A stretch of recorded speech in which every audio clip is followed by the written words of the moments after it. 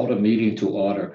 In the meantime, you were emailed the minutes for the last meeting. So as we call a roll call, if you could take a look at it. My name is Carrie Miyashiro. I'm chair of this committee, and I would like to acknowledge the presence of my vice chair, Lorna Wu. Hey, Lorna. Okay, this is a public meeting under the open meeting law. The committee members and public guests are viewing in Zoom. And we have staff from the Department of Labor and Labor Relationship in room 317 in case members and guests wish to visit online. Apria Healthcare. Let's see. Okay. To start the meeting, to document the minutes, I will ask members and guests to introduce themselves with name and organization. Please remember the chat box is disabled. So we'll start with Lorna since she's the vice chair. Hello, everyone. Lorna Wu from the Painters and Allied Trades Union, District Council 50. Okay, I'll go by this list here. Dag. Hello, this is Faustina Dagdag from Leeward Community College. I don't know who's Alicia. Anna Pacheco. Aloha, everyone. Anna Pacheco from AE Consulting. Okay, Dan Dozier. Hi, everybody. This is Dan Durger. I'm with PCAT, located at Honolulu Community College. Okay, Donna. Never had fever, but even my mom didn't have fever. Hello, everybody. I'm Donna Manibog with the Department of Education, Homeless Children and Youth. I'm here on behalf of Toby Portner. Okay, thank you. Jared.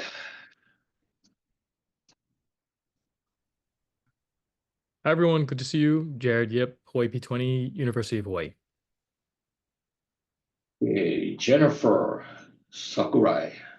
Hi, everyone. I'm Jennifer Sakurai. I'm the vice principal with the Waipahu Community School for Adults, Waipahu campus. Thanks for having me. Okay, I see Kristen. Aloha, everyone. I'm Kristen Brummel from the Department of Education's Teacher Induction Center. Happy to be here. Okay, let's see. I'm trying to go by this list. Lei Nakamura.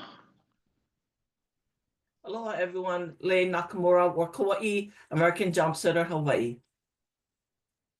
Okay, Linda. Aloha, Linda Weiland here for Embry-Riddle Aeronautical University, and I'm actually at headquarters on the East Coast right now. Okay, thank you. I see a Keith.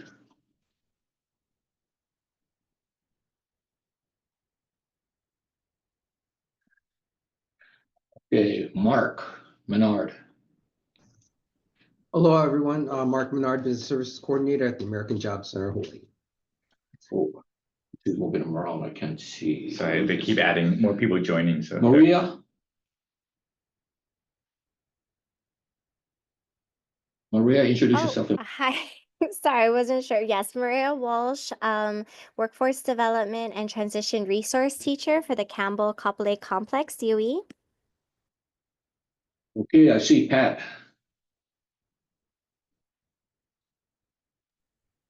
Hi, good afternoon, everyone. Pat Onbe, the principal for the Waipahu Community School for Adults. Thanks. Hey, hello, Molly.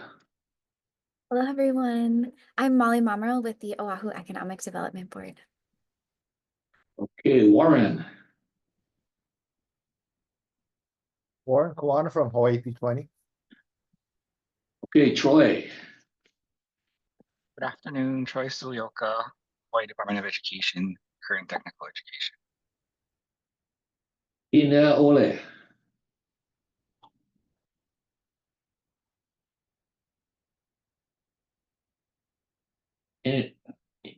Ina Ole, introduce yourself and where you from. Hi, aloha, Lee Williams Naiole with the American Job Center. Okay, Matt Stevens. Everybody, Matt Stevens with the Hawaii Workforce Funders Collaborative.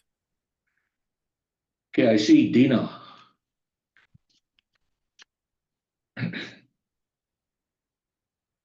Sorry about that. My mic wouldn't unmute. Dina Yoshimi, UH Manoa, Hawaii Language Roadmap. Hello, everybody. Okay, thank you. Okay, Corey, Corey Ranke, Hawaii Pro Authority. thank you. Samantha Larson, Hi, everyone. Samantha Larson with AE Consulting. okay, I see Regina, Colonel Kumine, Hi, Regina Komine, 154th Wing, Hawaii Air National Guard. okay, I'm trying to see if, This is page 2. no, that's so then we got Stacy, Hi, Happy New Year, everyone. Stacy Higgins for EP20. okay, Neva,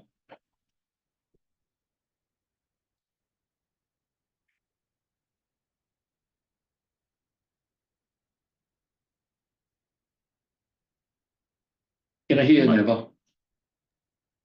She went off camera. Oh, Okay, Sorry, I'm having some technical issues. Hi, this is Neva Supe-Roque. I'm from Windward Community College. okay, Roxanne, Hi, Roxanne Okuna from the American Job Center, Work Hawaii Division. okay, LJ,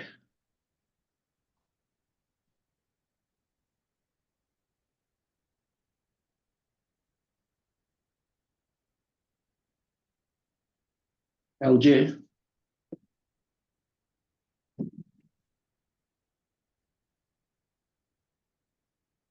Okay, well, I'll get back to her. Thomas, Hey everyone, my name is Thomas Louis, representing Ken Louis from Pacific Shipyards. okay, Susan,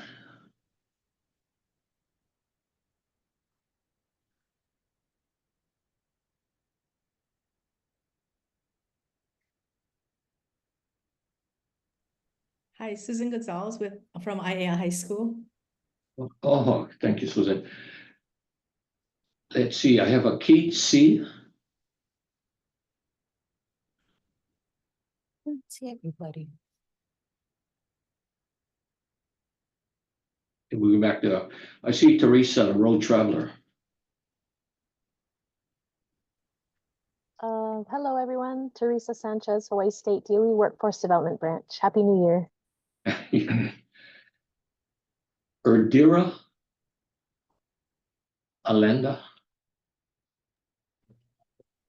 I'm not sure if she's here yet. Okay. I'm there you here. there. My There you go. apologies. What am I saying? My name is Erendira, and I work at Kokogili Valley. Okay, thank you. Tui.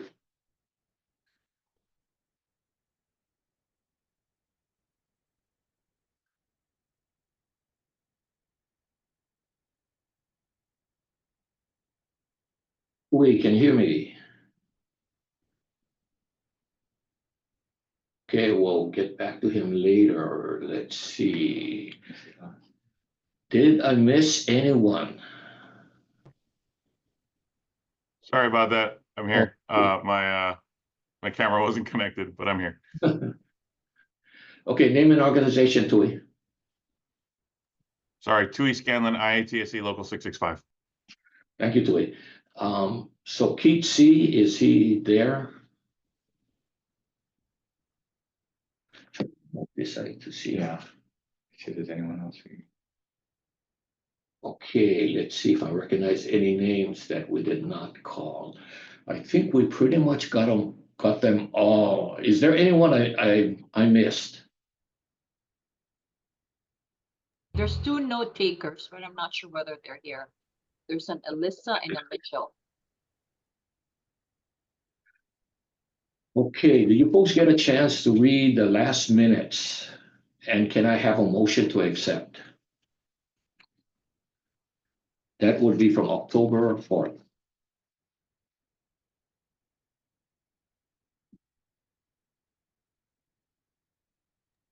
Tui Scanlon, so move. Thank you, Tui. Do I have a second? This is Dag, I second. Okay, Dag. Do we have any discussions? Any changes? If not, I call for a vote. All in favor, aye, raise your hand. Any objections? Any noes? Abstentions? Okay, it's been moved and seconded. Motion carried.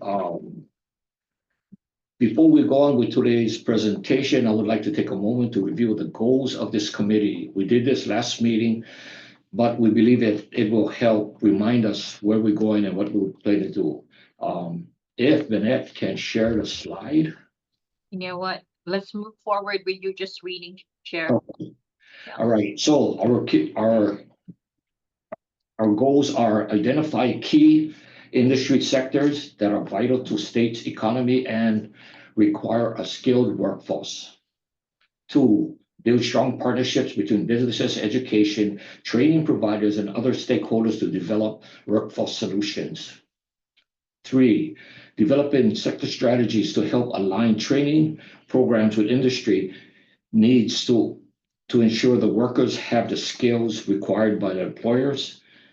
And 4, supporting career pathways that provide opportunities for work to gain in-demand skills and advance in their careers. Let's see, any questions? Okay, if none, I'll proceed. So for the chair's updates, we have been meeting previously last year on the first Thursday. We will be moving it, with the exception of today, to the first Tuesday. We will be having meetings in April, May, July, October, and November from 1 o'clock to 2:30. Any questions? Okay, if not, we'll proceed with a report from Dina Yoshimi, who heads the Hawaii Language Roadmap Initiative at the University of Hawaii, who is also joined by Adrina Alenda, who is the Human Resource Manager at Kokua Kalihi Valley. Dina. Thank you very much. I'm going to share screen, and there will be a quick talk through, I hope, with time for questions if you have any about the content of the presentation. So I am working with Erenira Aldana from the Kokua Kalihi Valley Community Health Center, and we have been working originally with Dan Durger and subsequently, oh dear, I've got a name block, so my apologies. But we've been working with also Carol Hoshiko at Kapiolani Community College through funds from Good Jobs Hawaii. Thank you, Good Jobs Hawaii, to develop a entry-level interpreting course. And Marshall Norman is the name I've lost. And what we've got here is a program that is intended to address the needs of the state, specifically the needs of the state with respect to its limited English proficiency populations. So we know already that the DOH has conducted a study that was prompted by the legislature's joint resolution to identify where these needs are and how they're being addressed. OLA is also currently doing compliance monitoring for language access for all state agencies. The results have been less than promising, so there's clearly an additional need for more proficient assistance and also for assistance with telephonic interpreting. Governor Green is someone who understands this need, so if there are going to be funds, if there's going to be support, this is a very good time to act. And then when we go to the kind of the more grassroots area, healthcare disparities for LEP populations are significant in this state. We've seen this in reports from our own medical school. We see this in reports from across the nation as well. But it became increasingly evident during COVID and also after the Lahaina fire that there are serious issues with access to healthcare and to the services that people are entitled to.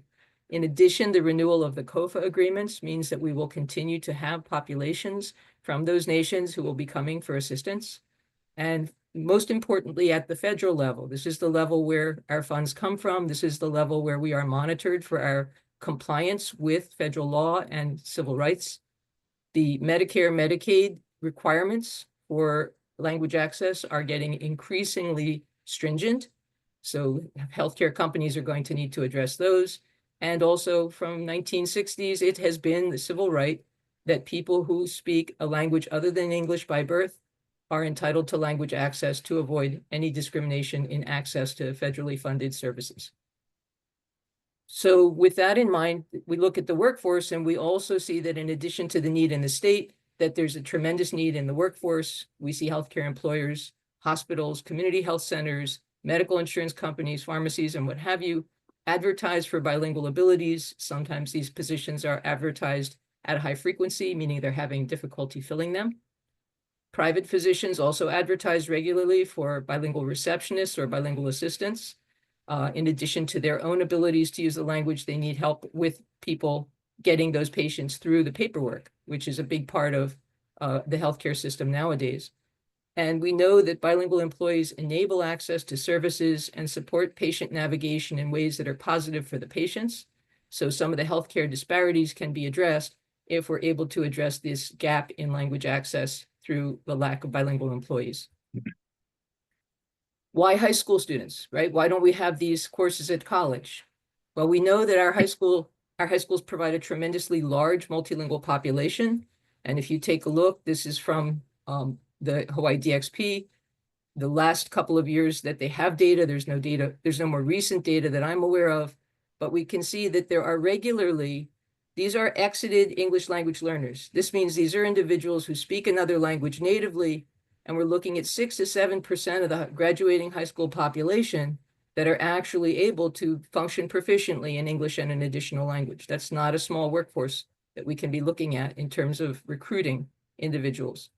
In addition, if you want to know which languages, the languages are diverse. They represent among the top 16 that are needed in the state. We know we have a large need for Ilocano and Chuukese in addition to the other languages that are listed. So this population of high school students is not only available, but also many of them are already receiving certification with the Hawaii State Seal of Biliteracy. The Seal of Biliteracy as of 2023, 5% or more of the high school graduating student population who are bilingual were able to earn a credential to demonstrate that ability. And that's, again, no insignificant number. We have a nice capacity to develop workforce abilities in bilingual skills, particularly in the area of healthcare interpreting. Why else? If you start in high school, you can start at an entry level. It takes time to develop these interpreting skills. It takes time to learn the vocabulary and become comfortable using it. So this is a good time for them to start. And especially when many of them are already engaged in healthcare career opportunities, earning credentials through good jobs in, for example, CNA, pharmacy tech, community, it should be CHW, I'm sorry, community health worker. And finally, many students are already doing this with their parents and their relatives. So why not let them understand that this is a skill they can use in the workforce? Our first pilot offering was developed as an introductory entry-level instruction, recognizing that these students are not at the level of maturity where they could handle full-on medical interpreting. We recognize that we want to keep them to basic skills, but also to understand it should be low stakes. Again, my apologies for the typo. Low stakes healthcare interpreting, understanding the kinds of things that are given in training, because Erendira is training individuals at KKV. The students are receiving training similar to that received by those in the community health center. So we're not talking about operating rooms and such. In addition, students, the benefits that accrue to those who participate can also accrue to non-bilinguals, because knowing the law, understanding how to obtain an interpreter and work with an interpreter are also really critical workforce skills in terms of working with limited English proficient patients. So this is just a quick snapshot. I'm going to move through it, but this is the content of the course. So if you do want to look at the slides later, you'll be able to see. Here is the first pilot. So we were in Big Island. The course was instructed remotely. The students were at home when they were taking the class, which ran from 7:15 to 8:15 in the morning, 4 times a week. It was a kind of condensed course because it took us a little while to get all the pieces in place. So there were 6 students, and beautifully, the outcome showed, or the outcome was, that 100% of the students were able to pass the course and earn the micro-credential in languages including Chinese, Ilocano, Tagalog, Japanese, Vietnamese, and Marshallese. They passed at an average or higher level, and they gave very positive feedback, which I want to share just briefly. What was your favorite part of the class? The pre-sessions, because I could feel myself getting better each time. So we can see that students are learning that if they practice, they can develop their skills. Interpreting the words or a scenario is my favorite part. So they found they actually have some enjoyment with the task that they're engaged in. And it's interesting, and it provides information about interpreting. So again, this introduction to a field that they weren't aware of and now are getting better access to. The other question, what did you learn that may help you reach your future goals? I have new knowledge. I didn't know we can do this much just for being an interpreter. So in other words, the meaningfulness of doing interpreting for patients and what it can do for them in their lives. I learned interpreting is hard and uses a lot of focus and brain energy. So again, understanding what it takes, it's not just a simple task. I also learned rules of interpreting, and this is again a critical piece. If I want to use my bilingual skills, I know how to act in a professional way, being accurate and precise in a professional way, and medical terms can help me understand more about the medical field or medical things. And basically, that's also an asset. So this is a way to reinforce the medical components that they're learning in their other specialization. This is the wording for the micro-credential. Again, I put it in. I'm not going to read it for the sake of time, but here you can see this is what they have accomplished. This is what they are being given credit for. And employers can look at this and say, this is something I value. This is something I can use in my workforce. The second cohort, and now thank you to Good Jobs Oahu, who was able to fund this second cohort of 11 students at Pearl City High School. Here, the difference is that we're working with an intact CNA class rather than students who simply expressed interest. It's part of the regular school day rather than getting up at the crack of dawn. And they are, as I said, already in a CNA program, so they already have medical knowledge, which will assist with their developing their skills. And that is the end of the presentation. And I don't know if we have time for questions, but I hope that's given you some understanding of where we are with our pilots. Hey, does anyone have any questions for Dina? I have a question, Chair. This is Annette Misalucha, Executive Director, Workforce Development Council.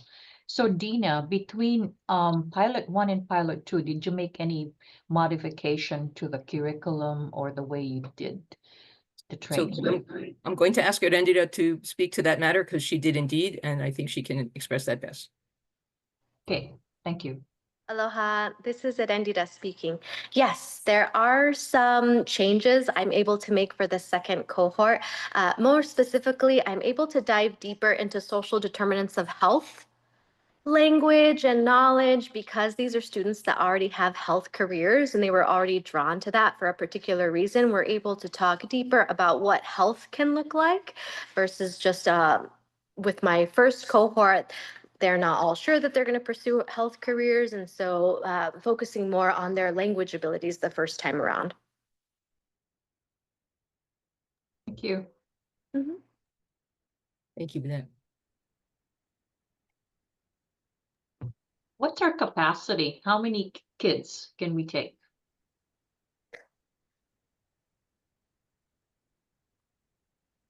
As many as want to learn, I do not know.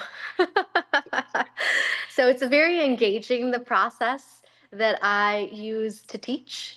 I suppose if we had a larger class, there would be more smaller group discussion. And given that they're high schoolers, I don't know how much high school energy. So what's your optimum number? I don't know that I have an optimum number. So at KKV, I've taught many different size classes. They tend to be smaller at KKV just because of the technical aspect of coordinating everyone's schedules. But my largest class so far for this is 11, and it's worked out quite well. So we have another pilot coming up, or is that it? So the pilot for Pearl City is our second pilot. That was what was planned originally.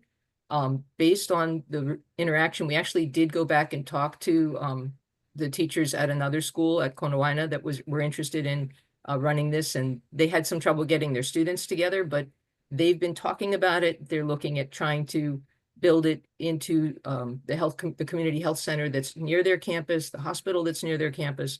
And I think what I'm going to say is, based on the outcomes from that first pilot, I think it's worth for us to try to start looking for funding for an additional pilot in Konawaina and maybe other schools in Big Island. So are you supposed to be reporting to the legislature on this matter? And then who's the particular legislator that you're working with? So at this point, I've been working directly with Carol Hoshko. And then Marshall Norman was the other individual who has been kind of negotiating the process of bringing this to fruition. We are not working specifically with the legislator at this point, but if there is if that is where we should be looking for funds, then I would welcome any support you can provide to direct us in that. I guess I was a little intrigued because one of the earlier slides said that this was identified as a need by the legislature.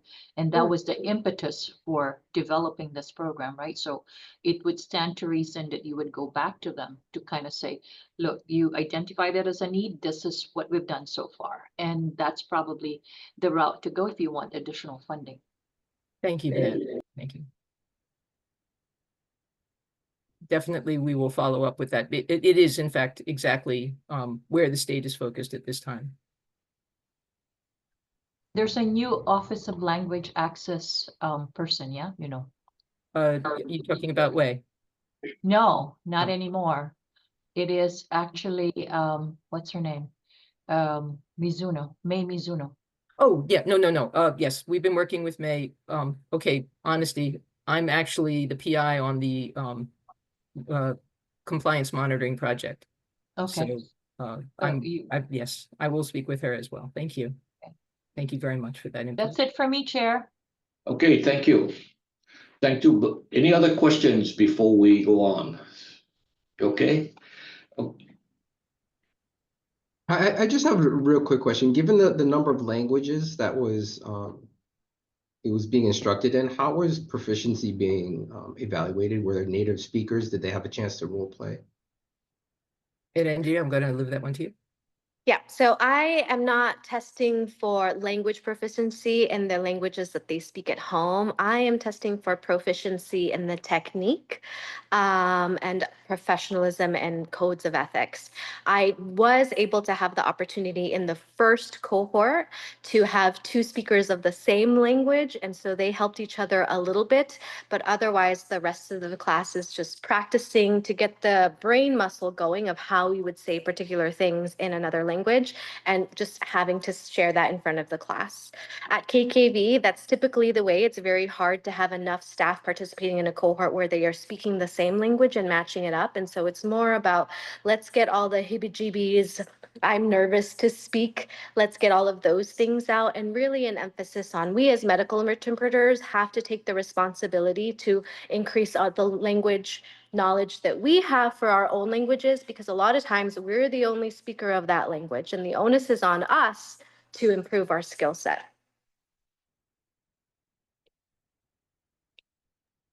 And I'll just add that there is the assessment that the Seal of Biliteracy offers, although the students don't always get the results right away. But that is upon departing or exiting high school, they are able to take that assessment and determine their proficiency. Chair, there's a question on the floor. Shanti. Okay, Shanti. Hey, hi, Shanti. Hey, Happy New Year, everyone. I do not, maybe one question, but I just wanted to make a comment and thank Dina and KKV and everyone who was behind this, especially Carol, because I know that I was with Carol from the first project out of KCC, focusing on building up more experienced or knowledgeable interpreters, because in the community that I come from, our kids are the interpreters. And so really building off of this to kind of help them with code of ethics and building off of the seal of biliteracy from DOE, and really starting to send this message to employers. How do you value culture and language when you recruit? Because it carries a lot of meaning into where we are headed, especially in the workforce for representation and really building pride within our own community. So I just wanted to thank you for doing this. And my heart is jumping with joy because I see this court is moving forward and upward. Now, I guess my question is, has there been any consideration of working with Waipahu and Barrington, because I believe they have the highest seal of biliteracy recipients or graduates.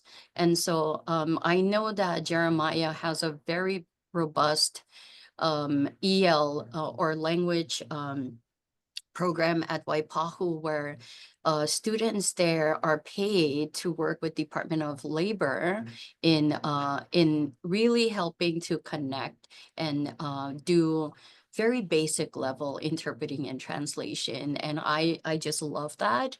So so yeah, that's my question. And thank you so much. This is great news to begin the year with. Mahalo. Thank you, Shanti. Just in a nutshell, we did reach out to Waipahu. I spoke with one of the individuals there who's involved with the CTE and healthcare programs. Her comment was that they need a little more lead time. So our pilots kind of jumped out and then people jumped on. They have so many excellent programs there that we might need to put a little bit of extra glitz on ours. Particularly, for example, an internship upon exiting the program. This is what I was told and it was recommended. So that was a little more than we could do with this lift, but there is interest in Waipahu and we hope to be able to continue that as well. Farrington, not yet, but we'll work on that. Thank you so much for your comments and your question. Thank you, Shanti. For our minutes, we'll add Shanti Asher from Office of Economic Revitalization. Thank you, Shanti. And we have a question from Linda. Yes, Dina, that was amazing. Thank you. I'm part of, I do work with the Aviation English department. So at a later date, I'd like to pick your brain because in aviation, it's a safety issue. So knowing that all of our students, we get students from all over the world. So you just made my brain explode with ideas and how culture and everything fits in. So I'd like to reach out to you in the next couple weeks if you have time and pick your brain a little bit more. Thank you. Absolutely. Thank you so much, Linda. Appreciate it. Oh, you're welcome. Okay, do we have any other questions or comments? If not, thank you all. We'll go to our next presenter. Our next Chair. Yes. Other than Shanti, there's at least 3 or 4 people who have not introduced themselves for minutes purposes. Okay. Thomas Chalk, Thomas did. Yeah. Thomas introduced participants. Yeah. Oh, there's 4 now. Let's see. Shanti, Susan, Thomas. Oh, Thomas Chalk, yes. Thomas, could you give us your name and your organization? Sure. Thomas Chalk, in the Department of Business, Economic Development, and Tourism. I'm with the Creative Industries Division. Okay. Did we miss anyone else? Lala Fernandez. Oh, Lala. Hi, good afternoon, everyone. I'm Lala Fernandez from the Boys and Girls Club of Hawaii. Okay, did we miss anyone else? There's a Courtney something. Yeah, I apologize. Courtney Suma, Kapolei High School. I jumped in right after our other meeting for our school. Oh, yeah. Okay, Just wanted to make sure it's reflected in the minutes. You get brownie points. Thank you, Courtney. Well, in that case, then I want to say hi to I'm Roseanne Parpado from the Department of Corrections and Rehabilitation. Hi, everyone. Roseanne, Happy New Year. thank you. Thank you. You get double points. Okay, so our next presenter will have Hiro Yanagihara. He's an AI consultant, artificial intelligence, and he's a teacher. He's an instructor at Iolani School. He's going to be talking about how AI is being currently used in schools and how do we raise the level of that. Also, the future of AI in education and in business. So, Gabriel. Awesome. Welcome, everyone. So my name is Gabriel Nagihara. My students just call me Mr. Y. So I'll be presenting out real quick. A quick 30-minute shortened version if I can. Let me see if I can share screen real quick. Share. Do full screen. Awesome. All right. 1, 2, all the way full. Awesome. Okay. Okay, so welcome everyone. My name is Gabriel Nagihara. This is a super crash course. I'm sure many of you have explored ChatGPT and everything. I just wanted to talk a little bit about it. I met with Kerry after he got to see some of my presentations, and I wanted to share that with you guys. So we're going to dive right in. So my role at Iolani School is emerging technology. Outside of my role of teaching, I do consulting work for local businesses and schools and professional development. When I ask AI what I look like, this is what it illustrated for me, right? It's like I'm the guinea pig. So whenever it's esports, the gaming stuff that the state rolled out, whether it's virtual reality, Dr. Cottrell at Iolani School would be like, here's some new tech to try out, figure this out. So 2.5 years ago, when ChatGPT, the 3.5 came out, immediately he saw this as something that we're going to really have to tackle head on.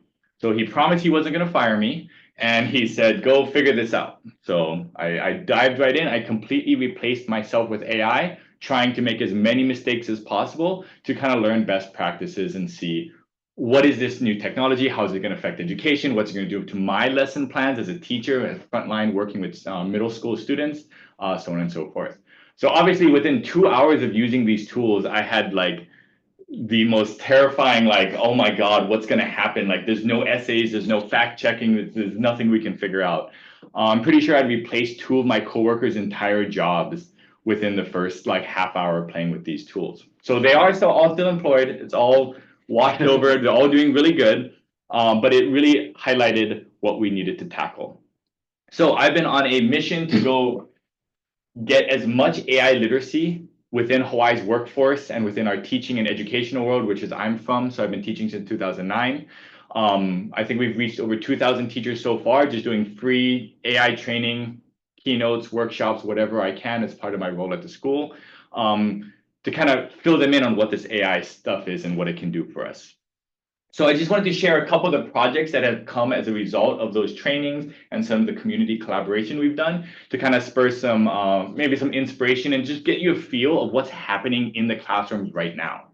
So I'm originally from Maui. I was born and raised Waiahu, with my great-grandparents' side being from Lahaina side. So we revisited, we met with a lot of the students there who, doing the redesign and all the rebuild process, many of the students didn't feel like their voices were being heard. So we gave them access to the AI tools because they don't have access to multi-million-dollar architectural firms or tech groups that can help bring their ideas to light.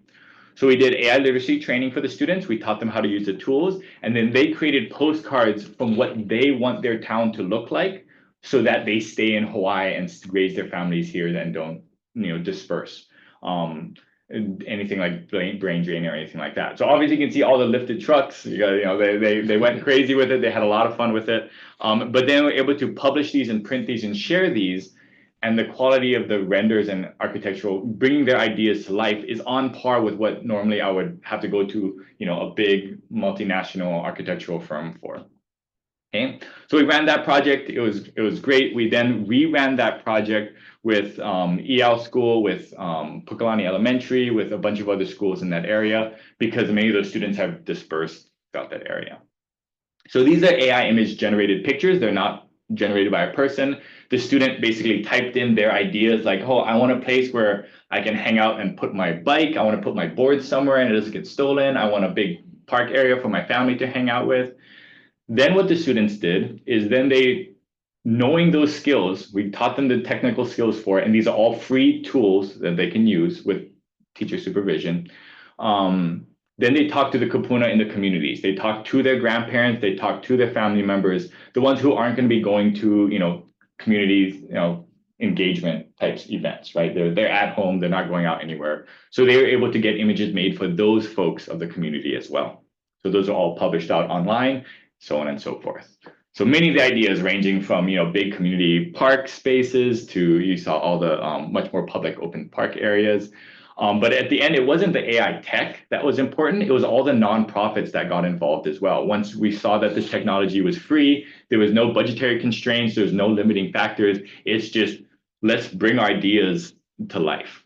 Okay, so this was with Yayoi from the Jodo mission that burned down in Lahaina, and her team of nonprofits and a couple other volunteers as well, meeting with everyone.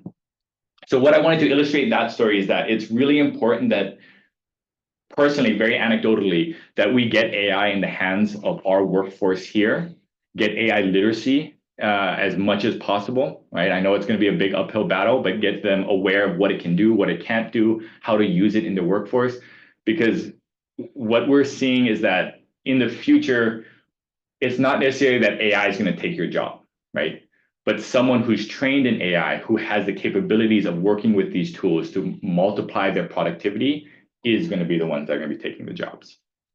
But that said, on the nonprofit sector, I'm doing a lot of work with the educational and the teachers and the nonprofit field, because these technologies in their hands leads to really cool projects like the Lahaina project.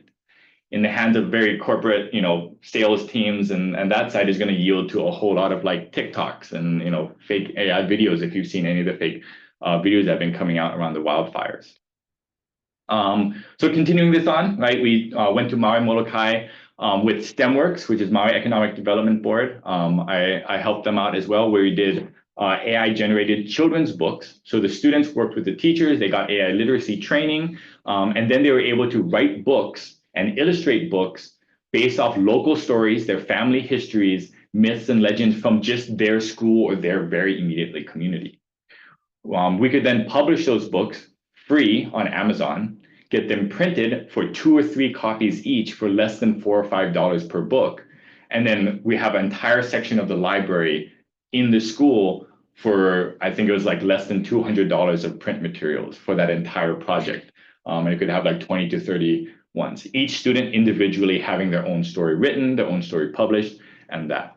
What I value about this one is that those students now have access to a teacher and an educator that partnered with them, who knows how to use those AI tools and who can guide them to ethically use those tools and to adapt as they go up through middle school and up through high school.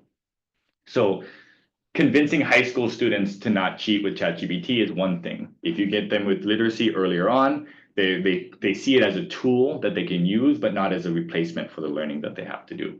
There's a lot of cool research coming out. I don't have time to go over all the details, but please email me, reach out to me. We're putting together a packet of resources for everyone as well. But yeah, being able to generate the books. These images here were generated by students. They got published out, and then now their parents and friends and family can order them at cost for a couple dollars each, and then now they have that entire experience tied in with them. This is another project that we did. This is the story of Greg Bowman and Alan Surimori. So Alan has retired last year, but they are legends in the educational teaching world at Iolani School. But as with all the greatest educators that you know and you meet in life, they've been teaching longer than I've been alive, right? Right? But they're not the people to tap themselves on the back and like, oh, I'm such an amazing person, write a book about me. Right? I see many people in this room are using the Otter AI note-taking tool. So we just use that tool. I sat down and I talked story with them for a couple hours. The AI listened to us, transcribed all our talks, and then turned it into a table of contents, into philosophies that they had, and we turned it into a book. So in about 4 hours of work, we generated a 200-page document. We gave it to our English department. They were able to edit and revise it. I think there was less than a day worth of work of editing and revising for it. And then we were able to publish it the same way, order a bunch of copies. So now he has his legacy, his life's work. And these are the stories locally, not some Times bestseller, that are in our library, right? Stories from our community, from the voices that we're dealing with right now, who should be heard. We can be doing that now. And this book, I think, from Amazon, if we just order the print copies, are like $3 each, shipped to Hawaii. Okay, and we can order 2 or 3 copies at a time. We did this project called Kaiona. This was with HIEMA, so this is the Hawaii State Emergency Management, and we did this on the for the Pacific Tsunami Museum with them to teach students about tsunami safety. Okay, we went and got bids and tried to figure out how we could commercially do this. And it was the estimates were ballooning over $50,000 just to get the book put together and published and everything. And that was a good deal. Like this was them giving us a good deal. But even at that range, it wasn't within scope of what we wanted to do for small local community events. So we worked with the teachers, we worked with the students. AI generated this book of the story of, Kaiona and, it basically Boy Who Cries Wolf, but with tsunamis. Okay. It's a very simple story, but it conveyed all the main educational points HIEMA wanted to convey, and then it led them to the online resources and stuff that they wanted the students to engage with. Okay. Another cool takeaway from that one is that we were able to do the event and the reading at the Pacific Tsunami Museum, and at that meeting, they were able to bring in Tagalog and Hawaiian speakers, and they were able to read it and translate it into multiple languages. So now this book is available online in Tagalog, Hawaiian, and English with dual translations available for everybody. Hi. Yeah, come on in. Okay, so I wanted to keep it kind of short today because I have the whole presentation. I can come talk story with you guys anytime. But the main thing we wanted to cover for today is that one of the main pushes we're doing is AI literacy. So at Iolani School, my job right now is to be tasked with starting with 7th grade, rolling out AI literacy training to all of our students. So they get a crash course in how they function. I'll go to this slide. Basically, it's a 3-prong approach that we're borrowing from some of the conventions that we went to. Digital Promise has some free resources as well. We adapted it a lot. But basically, they have to understand, evaluate, and use these tools safely. Our goal is to make AI as boring as a graphing calculator, right? Like back in the day, the graphing calculator is this scary new thing, right? We're hoping that it gets to that point very soon. But in order to do that, for the kids to know when to appropriately use these tools, first they have to understand what it is. Like it's just statistics, right? It's just a large language model. It's not some magic thing. It's not just collection of all human knowledge or anything like that. Then they have to use the tools, right? We actually need to teach them what button to press on the computer. They can use it on a $20 phone. They can use it on a Chromebooks. It's cross-platform, and there are free tools, and there's DOE approved tools for the teachers that they can get hands-on with. Then they can evaluate those tools personally, individually, or us as a society, us as a community here in Hawaii, what's the appropriate uses of these tools. Okay, so as long as we keep cycling the kids through this every year, that's kind of what we're targeting for everything. Okay, so additional topics. If you ever want to talk story with me, I'll talk your ear off about AI stuff. I'm on like that, my little teacher mission to make sure everyone in Hawaii knows these tools, mainly because there's no big infrastructure. There's no huge investment we need, right? Even the free accounts in ChatGPT and everything like that are accessible now. And we could have such a great expanse of the productivity, the base level, and the kind of like sparking the curiosity of our workforce here in Hawaii, that I don't think it's going to be an opportunity that's ever going to present itself again in my lifetime. But yes, thank you guys. I want to open up the floor. We have a couple more minutes just to let you guys talk story and ask me any questions. Okay, I'm looking at the screen, Gabe, and one of the things I'm looking at, I see Roseanne. And I'm thinking of her people in corrections. Mhm. Would she be able to use that with and Roseanne, I don't know if they're allowed to use computers and all of these things, but I think that they can actually do the history and what they do, and they can tell this story.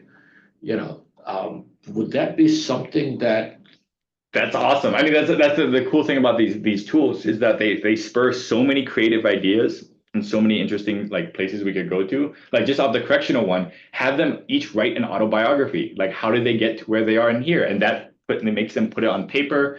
If the writing skills and stuff aren't necessarily there, the AI can be the crutch that gets them up to proficiency level for that. But just so that they can sit down and read their own story and be like, okay, where do I want to go to next? That'd be a super cool project. If you ever want to do something like that, just let me know. We'll make it happen. And in It's the a great hospital, idea. I think what I would need to do is find out from you how I can get it secured. We've been working on upgrading our technology and how we can get more into it. And so that's actually starting to happen finally. And so I would love to have something like this, but I would need to know how I can secure it on our network and the platform that we will be using a platform to have more access to internet. But, of course, it's not open to everything, because Yeah. of security reasons. So I might just need to have a chat with you afterwards, but it is a great idea. I love it. Yeah, email me because so what I do this. So I did this presentation for the Hawaii State Bar Association. So for the lawyers, and we did this for veterinary clinics. There's AI versions that you can run off a local device on site that's air gapped. So only you have access to it. Only your devices have access to it. And they're free. So you could set it up tomorrow. As long as you have someone in your IT services who could help you plug so it in. because you work with the schools, Gabe, can like corrections contract you to set something like this up, or would that be possible? Yeah, so for anyone asking, like I do the consulting work, so you can reach out on my contact stuff here. We've done stuff for the state bar, for the DNC. We've done stuff for the veterinary hospitals here. Yeah, just basically I'm doing a lot of free trainings. I'm doing consulting work, paid trainings. My mission is just to make sure everyone in Hawaii is AI literate. So whatever that takes, whatever role that fills, I'm able to do. Okay, thank you. Yeah. I see Bennett has a question. Hey, Gabe, thank you very much for your advocacy. Really interesting stuff. So as you go and make presentations, have you ever faced resistance? And how do you overcome those people who may think that AI is a scary thing and it's gonna take over and morph into something that would control us versus us controlling it? By the way, I am an advocate of AI, so I'm just asking this Yeah. so people are aware that, yeah, you have to temper it. So I'll share with you guys the technique I use for it. So one of my roles was to do an AI peer mentors program and our AI policy. I was able to bring in stakeholders from, history department, English department, many departments, especially in the educational field, that are going to be very resistant to a magic tool that can write essays for you, right?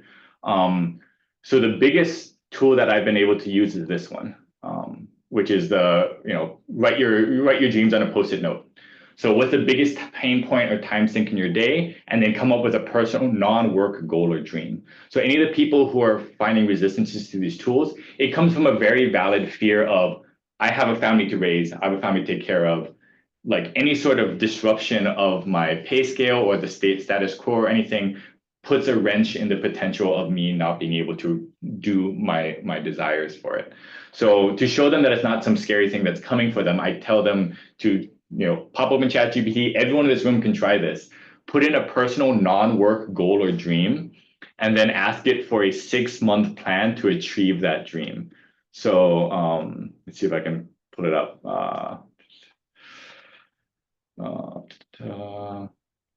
Yeah, here. So just give me a 6-month plan to achieve it. So you just put in I've always wanted to speak another language, or I wanted to travel to Japan or anything like that. So the moment they start using these tools in their personal lives, they get to understand how they function, how they work, and then the fear goes away. The fear of the unknown is gone, and then they get curious about, what happens if I put an essay in, right? Like, what does it look like? And then they learn about it. And now our English teachers and our history teachers are very aware of what a ChatGPT and AI written paper looks like, and it's not scary to them. Like, they're like bored already with it, which is like the magical thing for me. Then it's easy for them. Yeah.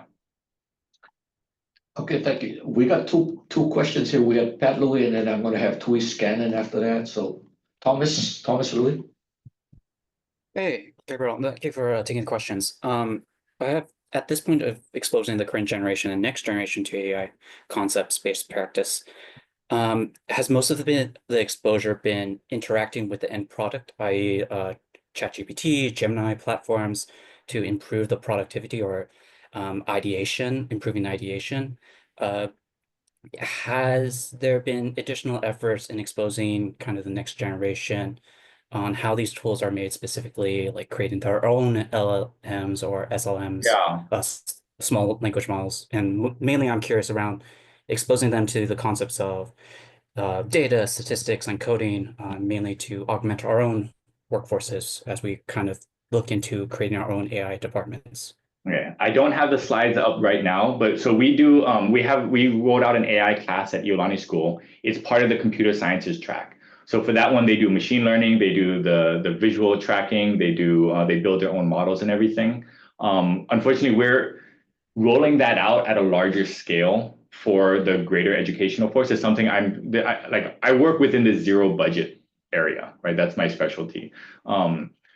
To roll out, like being able to train your own models and stuff means we would need to know processing time. We would need to have I would need to get NVIDIA graphics cards at all the schools and everything. So we've been sticking to on the user side as well. But for the students who are already in computer science tracks, giving them a specific elective course on that. So in that elective course, they train a model, they create a web app for it, and then we're going to that. So my day job is I teach computer science at Iolani School. So I teach like Scratch and Unity and C#, the entry stuff, and then I feed them up to that. We're also working on a data visualization. So our new dean, Dr. Michael Lumusio, he's super into the data sciences side of things. So very on the technical side, he loves how even the O1 models or the ChatGPT tools are able to turn pretty much every employee into a data scientist's entry-level person, right? Though there's going to be a lot of work on the AI literacy side to make sure people aren't putting proprietary data in, or if they are, it's on a system secure. There's a lot of work to be done on the higher level stuff. So for now, I'm mostly focusing on entry level, because then smarter people than me will get involved, and then they can take this out to the moon or wherever they want to go with it. And if you don't mind me asking, a follow-up question to that is like, your students, as they've been exposed to these different concepts, can you give me a rough estimate of how many do you foresee or have like really attuned to these concepts of like how many, do we have like a rough number of how many are interested in pursuing it further down the line, potentially internships or whatnot like that? Yeah. So right now from the entry level one, we're just trying to right now we're still fighting the battle of like just understanding what it does and what they can use in their day-to-day stuff. For those who are more curious about it, our biggest challenge right now is our computer science students all leave Hawaii, right? Like we train them up, a number of them go to the UH system, but many of them are going off to the mainland, and then they're getting jobs at these startups or tech companies out that way. I don't really track that data afterwards. I'm doing my master's of private school leadership to either become admin or something like that down the line. I'm collecting that data now for our metrics. So we can track on every iPad at the school, we can track how often they're using it, how often they're accessing it. So we're putting all that data together right now, but it's growing exponentially. Not the interest in becoming an AI like designer, but the interest in using these tools in their day-to-day lives. Thank you for that. Yeah. Okay, thank you. I see Tui has Tui. Hello. So I work in film and television. Art is near and dear to my heart and to our industry. I love the idea of AI automating tasks to make our life easier so that we have more time to create art and to do things that bring us joy. My concern is that for LLMs and for the use of AI in general, to generate art, it has to find its inspiration somewhere. What guardrails are there on the use of intellectual property that others may have created that lends itself to the inspiration for these AI models to generate the art for the books that are being created? My concern is that instead of automating the mundane things that take a lot of time, that take a lot of bandwidth for us as human beings to do, that instead of using AI to automate those tasks so that we have more time to better ourselves as human beings through the use of art, through its therapeutic use and through its human growth potential, instead AI is now being shifted to being used to automate the creation of art so that we have more time to work. Do you have any thoughts on that? And what are the guardrails regarding? I know you showed like the part of the evaluation step is ensuring the ethical use of AI. So what guardrails are there on the use of intellectual property for the creation of these books and other projects that are on? And how do we ensure So that's that a the big usage one is that's really conforming? important to me because before this, I'm an Academy for Creative Media student. Chris Lee from the ACM program is one who convinced me to stay in Hawaii and not contribute to the brain drain problems that we have. So I did concept art. I did a lot of that stuff before getting into the educational world. So this is back when I worked on Assassin's Creed and all those other fun projects back in the day. So what we're doing now with the students is we just like when I went from darkroom photography to digital photography, there's a lot of pushback in this very similar process, right? Of the loss of the art of the task for it. So to combat that, me personally, so this is not speaking as my role as a teacher or any other consulting work. I want the kids to be very cognizant of citing their workflow, right? Citing their sources. So at Elon School, they didn't have to roll out a new policy on AI. We already have academic integrity policies. So if you're using these tools to generate art or generate anything like that, you have to very clearly cite how you're using it, right? How the process went, all that stuff. We can't really go so far into the math models and say, well, the person who first decided to draw a brushstroke like this is going to be stuck that way. And there's a lot of stuff that we have to figure out in a larger society that's a lot bigger than us per se. But to your point, I would say citing it is going to be the most important thing we can do. The other thing, we're doing a training for the UH Manoa's their marketing and their hospitality department. We're going to be talking to them about authenticity, right? The consumer and the users, the people who consume these things are going to be seeking authenticity more than ever. So I don't think it's going to individually, I don't think it's going to have a huge brush on that because the customer and the people looking for this stuff is going to be looking and fighting back against anyone who's just doing AI generated stuff automated. But I think the good that can be done of giving voices to the students who need it is going to kind of overbear the corporate intellectual policy stuff that Absolutely. But that's like society level stuff. Like I'm a middle schooler. Like we'll hang out on that for now. The follow up to that is because one of the main concerns of, say, with SAG-AFTRA, with the actors union, they would, in their recent negotiations, and part of what led to their strikes is the AI component of filmmaking, in that they would scan background actors and then plug them into places and scenes that they didn't have to physically be there for, which is great so long as they're getting paid for it.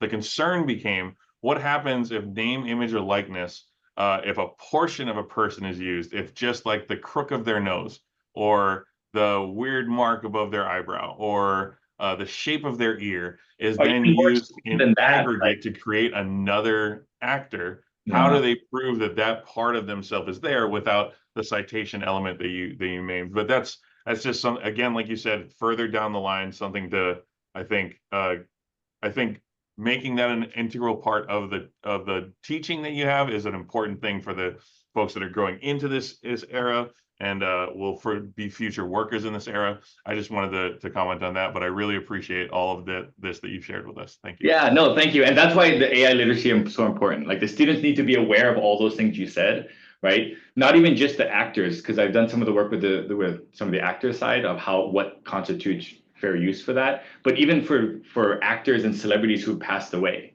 right?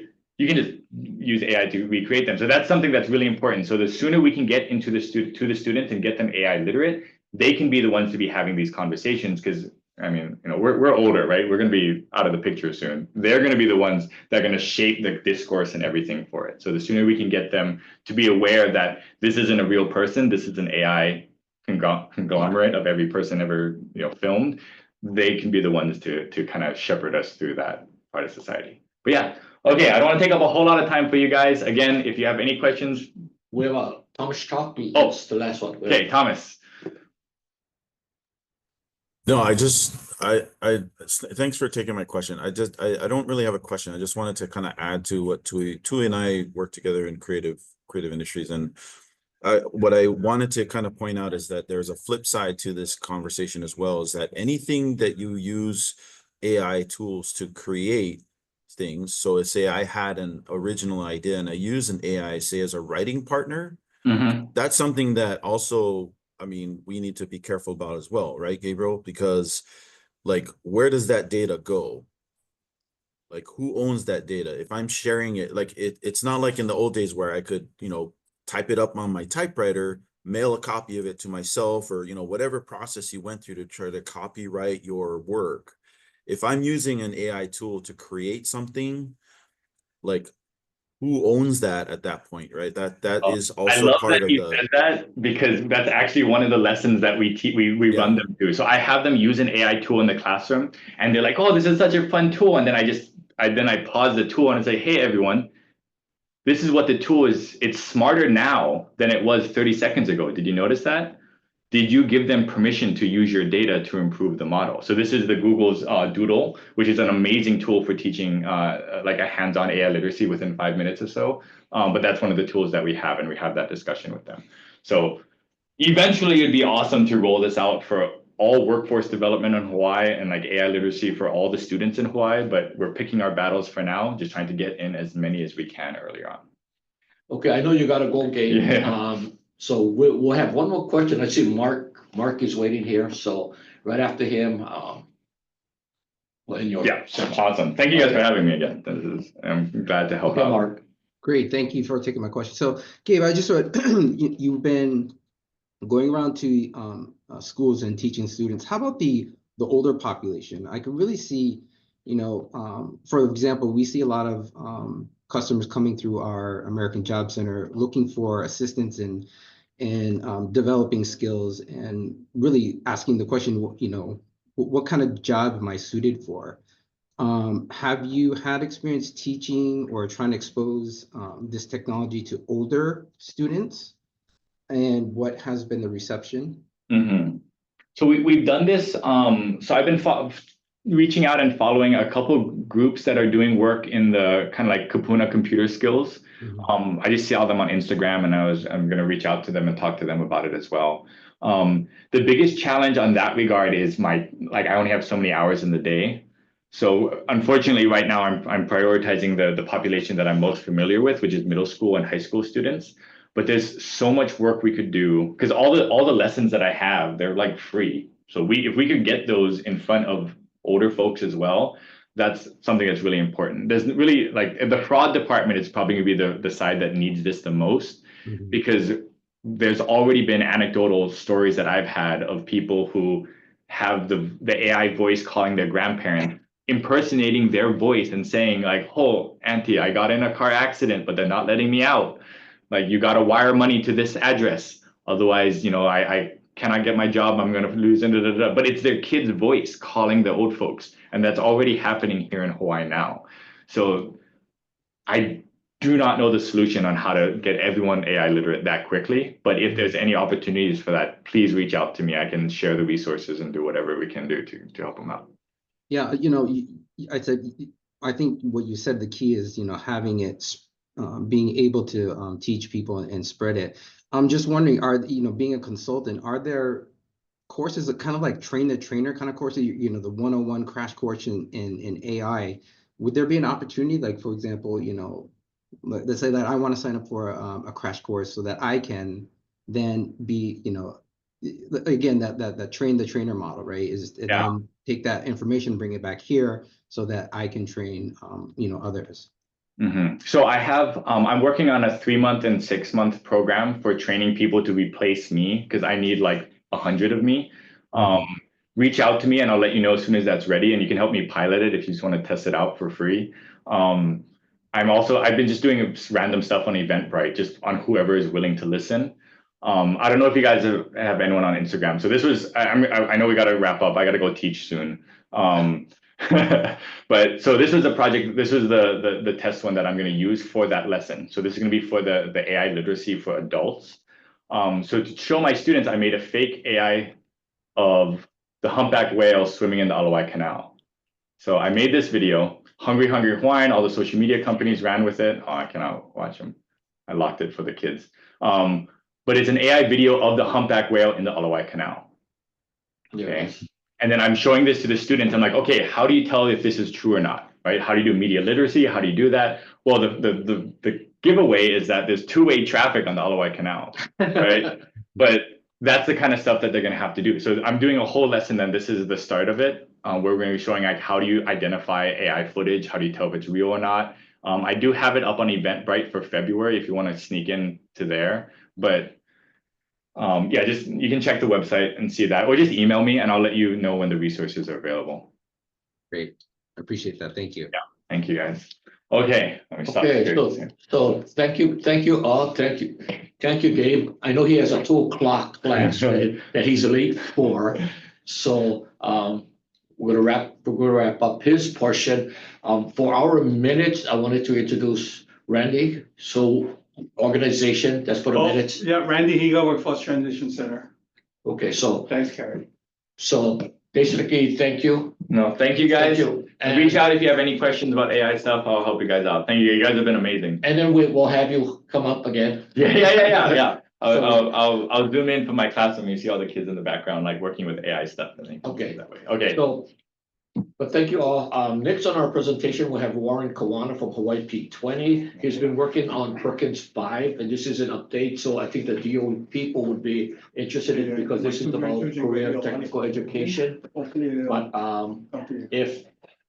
if he's about ready, we'll have Warren take it. Hey, Carrie, it's Jared. I'm going to be kind of taking the lead in the presentation, but of course, Warren's here. We have 2 of our very special partners, Anna and Samantha, here from our consulting firm that are assisting us with this project. So all 4 of us can really answer any questions that anybody has. Yeah, I think maybe before we start, I'll just kind of give the Workforce Development Council some just general background because I think our presentation kind of jumps into it kind of separately. So for those of you who are not in the education area, the Perkins Act, we refer to a lot, is the funds that serve our career and technical education program. Reauthorized in 2018. It's actually been around since, I don't know, like 60s. It is a formula-based grant that comes to all states to support career and technical education in both the secondary schools. Now it goes on to middle for certain purposes, as well as the community college or training programs. Some states, it does touch non-credit training. We don't recognize that in our state currently, but that's kind of the context of what it is. Now, each state is required to develop what we call a Perkins plan, or a plan on how they use that funds or how that funds are guided. And what we're going to share with you today is our revision to that plan. It's actually past due. States are not required to redo their plan because Perkins has not been reauthorized. Last time it went 12 years without reauthorization. So as you can imagine, it may be some time before it's reauthorized and changed again. And during that time, states are allotted the option to update or revise or create a new plan after the first 4 years have passed. We are currently on year 5. So we've extended by 1 year to buy us some time to implement the new plan. And then this is something that we're working on now. We are going to public comment in February, but we are also engaging stakeholders like yourselves prior to public comment period to make sure we get any kind of high-level feedback that's necessary before that. So without anything more further ado, I'll pass it on to Jared to run through our presentation. Yep. Thanks, Warren. So hopefully everybody can see the slides that I have presented or shared on screen. So as Warren mentioned, we are kind of here today to present on our update for the Hawaii CTE State Plan. This will cover the years 2025 to 2029. And here on our screen, I'm just sharing a little bit of our project lead team, which is essentially our steering committee, our wonderful members. And we have a few folks here today. Of course, Carrie, Tui, we appreciate all of the work. These folks really do all the hard work in terms of coming up with the content, going through all of the input that we receive and making sure that our plan is comprehensive. I think Troy's here as well. So special thanks to these folks.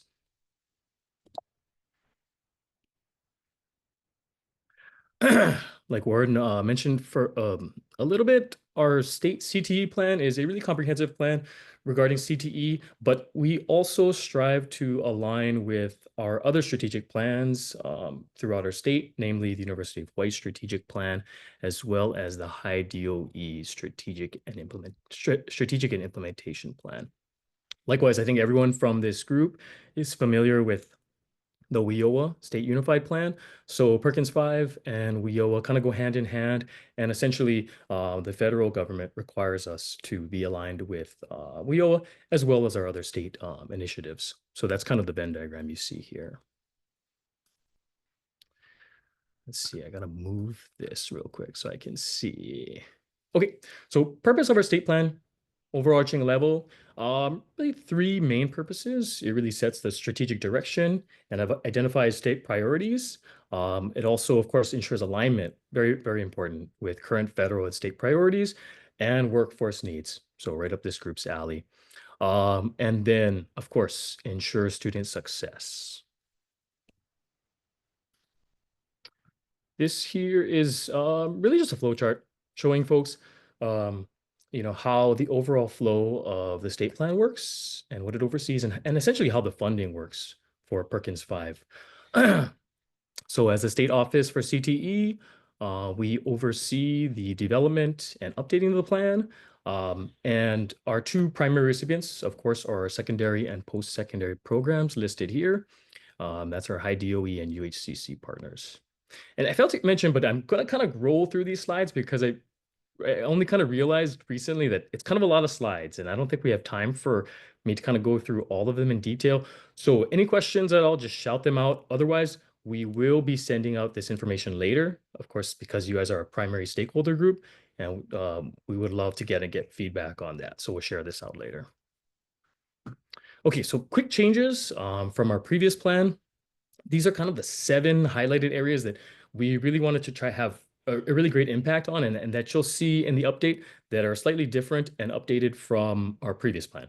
So this time around, we are looking for developing an explicit vision statement. So you'll see that, as well as clear goal statements and defined strategies for each of these goals.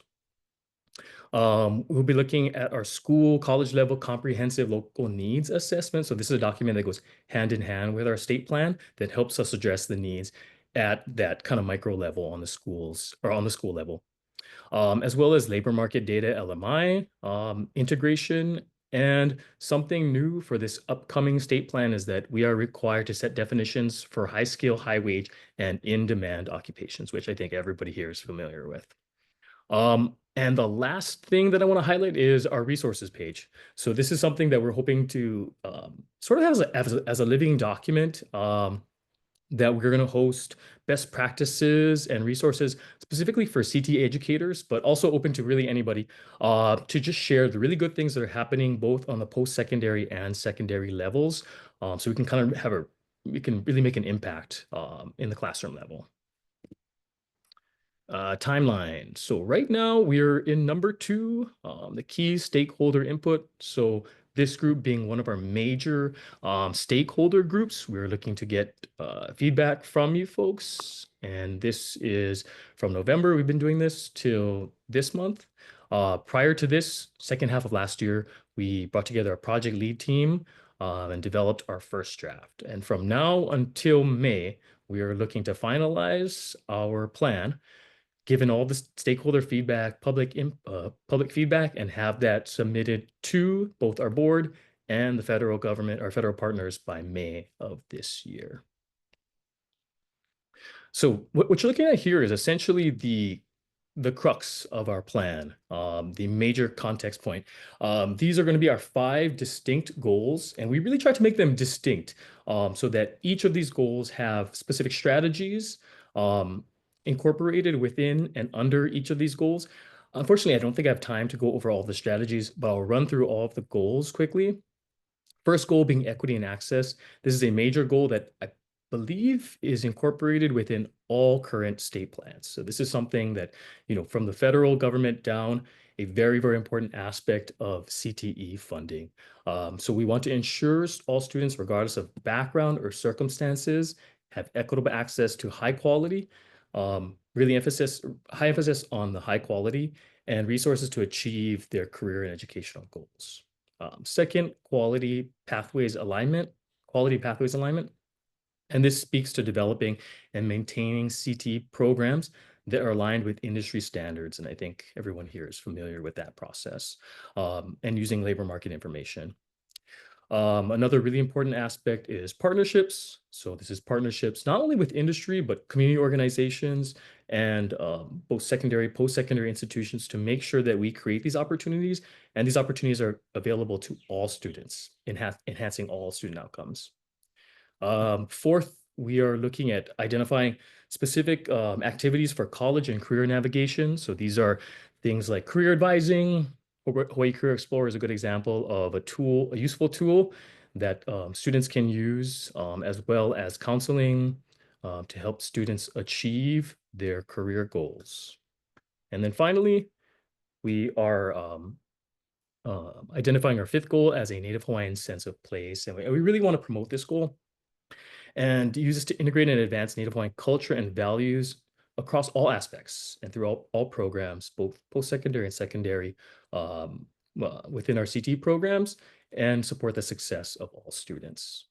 So later on, I think when we send this out, we'll have information on all of these goals, kind of more in depth, as well as specific strategies that we're looking to implement. Okay. So now I'm going to kind of touch on briefly our state-determined performance levels. And for those who are familiar with WIOA performance, it's somewhat similar. Just like U.S. Department of Labor, U.S. Department of Education requires us, of course, to set state goals for the use of this funding, right? Because otherwise, why would the federal government provide us funding if we're not going to improve any of these levels? So what you're looking at here are our performance indicators for our secondary partners. So these are for our Department of Education folks. So if you take a look at the second column, that is the prescribed level or baseline level for the 2024 to 2025 year. And these are based off of actuals of previous years. So what we cannot do is we cannot prescribe performance levels lower than these. So through the help of our project lead team, these are the performance levels that we are proposing for this draft. So you can take a look at them here. One thing that you'll probably notice that sticks out more than anything is the 4-year graduation rate. And as you'll see, it's nearly 100%. And this is a discussion that we've had with our group for a good amount. There's not much higher, right, than you can get than 98%. So we're looking at a 0.05 increase as our goal over the next 4 years. Otherwise, for majority of our other performance indicators, we are looking at a 0.1 percentage increase. So this is really our targets. Year over year, we're looking to increase by at least 0.1% for each of our targets, other than, of course, our graduation rate, which is nearing 99%, which is a good thing, right? That means nearly all of our CT students are graduating on time. Okay. And then same goes for our post-secondary partners. They have a little bit less goals to deal with. Same thing goes for them. We looked at increases year over year for the 2025 to 2029 years. And these are those levels that we will be proposing. And then, of course, if there are any questions later, you can, or now or later, can ask us. I think we're familiar with our comprehensive local needs assessment. So this is a document that goes hand in hand with our state plan. So all eligible recipients of Perkins 5 federal funds must complete a comprehensive local needs assessment. And really this identifies, right, the needs that are at our post-secondary and secondary levels, and allows us to craft a plan that addresses these needs to effectively move the needle in terms of our performance. So Hawaii requires each high school and each community college to submit and complete a school college level CLNA. And I kind of won't go through the rest for time's sake. A major decision that we had to come up with for our project lead team is the funding distribution.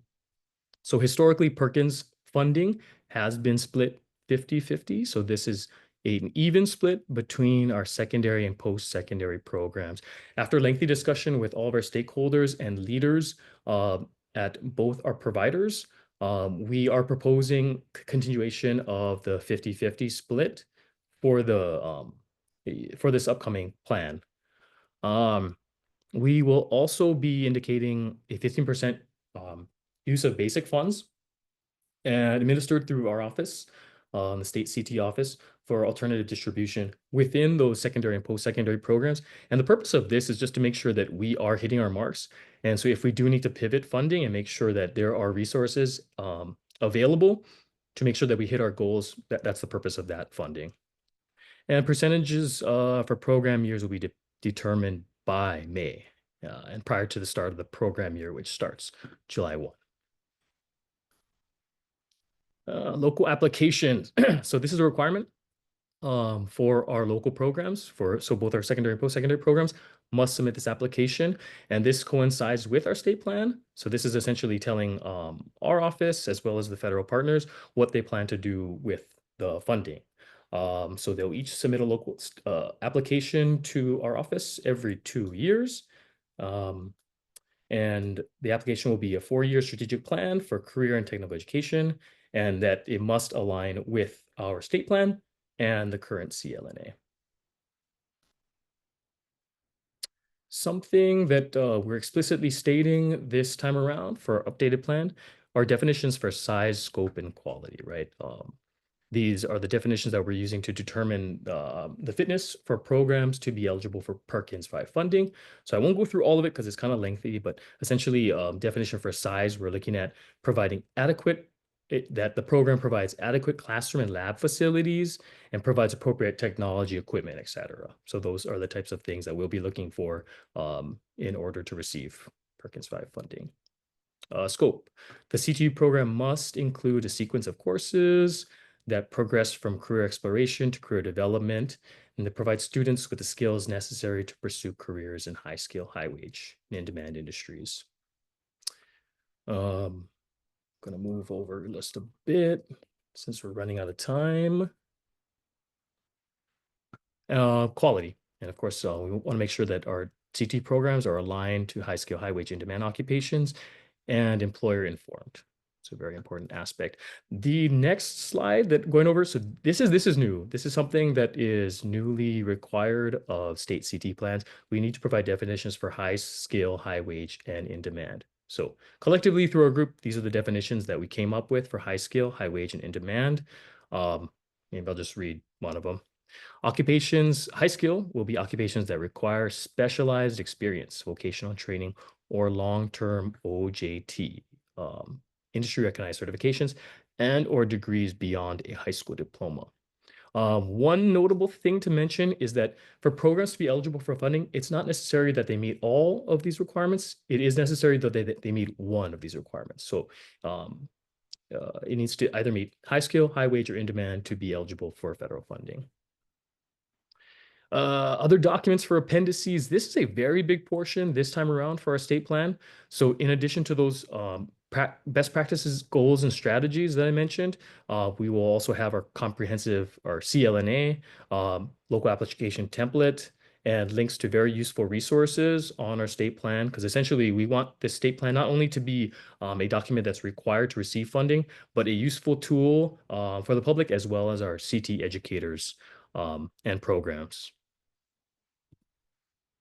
And finally, after this period of stakeholder input, we are going to be opening up public comment. So this will take place February 1st through March 3rd. This will be posted on our website, hawaii20.org. Electronic and in-person feedback will be accepted. So we'll have sort of office hours for the public. And this will essentially be sort of the last time that we'll be able to take public feedback and go back to our project lead team and potentially incorporate these changes before the plan is finalized.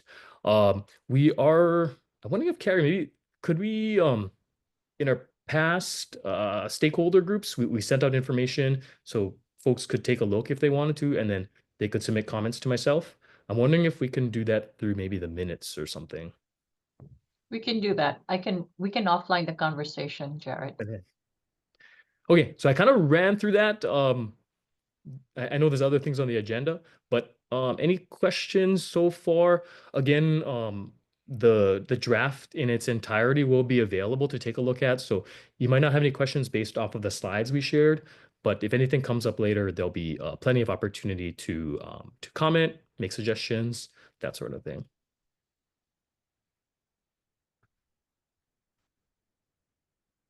Maybe CTE state plan is not as interesting as AI.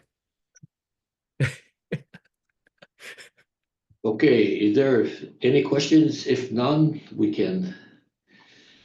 can contact us or we can go through Bennett and route questions through. I think part of it is they're taking time to look at it. And it's about updating, which kind of hard if you don't know what it was. Yeah. So Jared, can you send us, would it be okay for you to send us the copy of the slide deck? We can post it on our website as part of the posted agenda. Yeah, And definitely. you can actually link it and people can take a look at it. Okay, perfect. Hi, Dina. Hey, Jared, a quick question. You mentioned the Career Explorer, which I recommend to many people. It's an excellent tool. I wonder if you guys have thought about building out the Career Explorer in a way that students can actually tell the Career Explorer what their CTE area is, so then the results that they get might actually be a little bit less, overwhelming to them. So Hawaii Career Explorer does things in a lot of different ways. So there's different ways, like a lifestyle calculator. You can kind of narrow it down by career pathway. There's a button for career pathways. It's a variety of ways, and that is the labor market data set that is powered by the Lightcast data. All right, so Lightcast is one of the major vendors of labor market data. It was EMSI before it got bought out by Burning Glass and then got bought out by so it goes, but that is a Hawaii data set that is publicly available via the website. That website is actually run, developed, and updated by UH community colleges. So if you have specific feedback, like on which part of the tool that you want to, you think it could work, or if it's a new tool, we can help relay that to the right person. But it's not our tool. So what we're doing in this plan is we have to define what is labor market data so that at least they know where to go look, right? Although we are not the ones producing that labor market data. Thank you. Thank you very much. And that kind of brings up another point that I think I forgot to share is that, yeah, we're just kind of facilitating the different resources out there, making sure that, well, primarily CT educators are aware of these types of tools. So it's not just, counselors talking about these types of things, but, empowering the teachers that there's incredible resources out there. So we're going to keep this section updated as much as possible. So one really important factor is that we are hoping if we are missing any resources, particularly the online resources for CT educators, if there's anything, and there's a bunch of great stuff that this group is involved with, if there's anything that we might be missing that you think would be helpful, for CT realm, please send that to us. That's kind of one of the major things that we're looking for in terms of feedback from our stakeholder groups. So I know, Dina, you have incredible stuff, so we'll probably reach out to you and see if there's anything that you think might fit. That sounds great. Thank you so much. Any other comments for Jared and Warren? I know we're at 2:30 and that's about the time.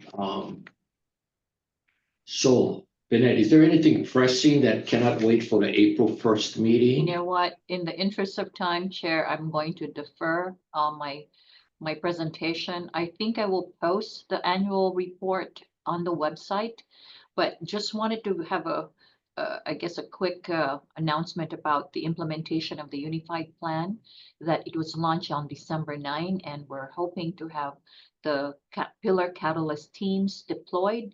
And we would love to have an opportunity next time to have one of the team leaders make a presentation to this group so that hopefully you can get engaged in the implementation process. That's it. Yeah. But thank you. If there's is there any announcements before we sign off? Quick. Okay, seeing none, our next meeting will be tentatively April 1st from 1 o'clock in room 317. Thank you all for your participation. Sorry we didn't have enough time to go on, but Happy New Year. And the meeting is adjourned at what time, Chair? It is, okay, it's 2:33. Thank you. Okay, meeting adjourned. Thank you. Okay, thank you. Here. Thanks, Everyone. everybody. Mahalo.